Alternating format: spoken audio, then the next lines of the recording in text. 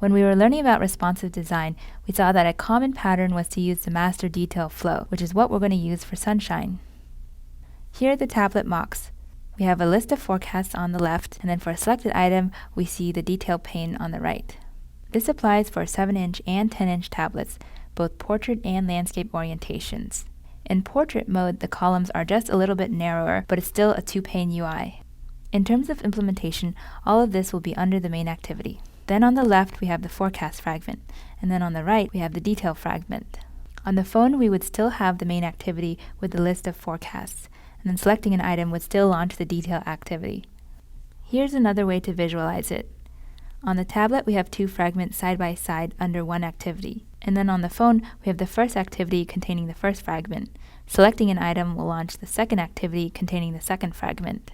We're going to break this up into multiple coding tasks until we build up the final layout. First, we'll build up the 2-pane UI for tablets. Then we'll hook up the communication between the two fragments so that selecting on an item replaces the detail pane on the right. Then we'll learn how to show an activated state on the currently selected item so we know what the details pane corresponds to.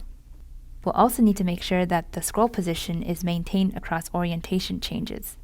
After that, we'll update the detail layout so it's optimized for these wider screens. And then we'll modify the adapter so that the today layout looks like the other days. There's no special today layout on the tablet.